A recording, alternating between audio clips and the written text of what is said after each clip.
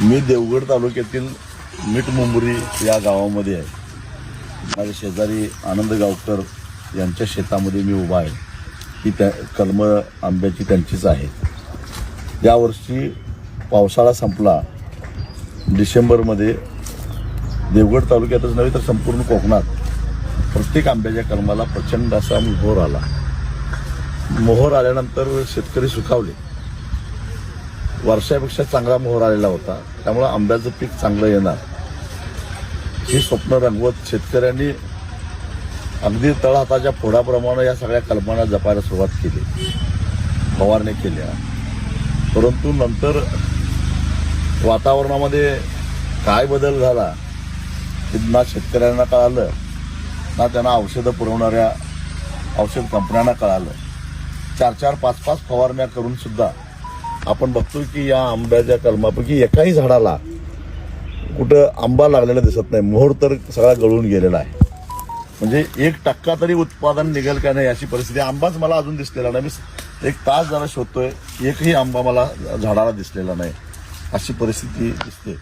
आणि या ठिकाणी जर बघितलं तुम्ही तर काळी बुरशी सगळी तुडतुडा याच्यामुळे आलेला आहे. एवढंच नव्हे तर खाली जमिनीवर सुद्धा सगळे बुरशी पडले, काळी जमीन काळी झालेली आहे.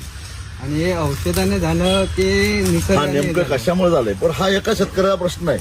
संपूर्ण वेंगुर्ल्यापासून पनवेलपर्यंत अलिबागपर्यंत जेवढा कोकण पट्ट्यातला आंबा उत्पादक शेतकरी आहे त्या सगळ्याला हा अनुभव आलेला आहे. ना कोकण कृषी विद्यापीठानं याच्याकडे लक्ष दिलं ना सरकारनं लक्ष दिलं. खरं तर अतिवृष्टी झाली, शेतकऱ्यांचं मोठ्या प्रमाणामध्ये नुकसान झालं. त्याच्यासाठी आम्ही अनेक आंदोलनं केली, मोर्चे काढले, पण कोकणातल्या शेतकऱ्याकडे कोणाचं लक्षच नाही. आज आंबा उत्पादक शेतकरी ज्यानं 20-20 लाख रुपये कर्ज काढलेले आहेत आणि आता 50,000 रुपयाचा सुद्धा आंबा निघत नाही अशी परिस्थिती आहे. या अशा शेतकऱ्यांनी करायचं काय? आता वर्ष काढायचं कसं? खर्च तर करून झाला परंतु उत्पन्न शून्य अशी अवस्था आज आंबा उत्पादकांची झालेली आहे. सरकार मात्र गांभीर्यानं याकडे बघायला तयार नाही. म्हणूनच आज देवगडमध्ये आम्ही आंबा उत्पादकांचा मेळावा घेतलेला आहे. त्याचे पंचनामे चालू आहेत असं मी ऐकलं. नुसतं पंचनामे करून तोंडावर हात फिरवू नका. सरकार काय करणार आहे? कारण एक प्रकारची त्सुनामी आहे. असं कधीच झालेलं नाही आजपर्यंत. पहिल्यांदा असं घडलेलं आहे की कोकणामध्ये आंबा उत्पादकांच्या हाती काहीच लागलेलं नाही आहे. हे पहिल्यांदा घडलेलं आहे. त्याला शेतकरी जबाबदार नाही आहे. निसर्गामध्ये काय बदल झाले असतील तर त्याला जबाबदार कोण?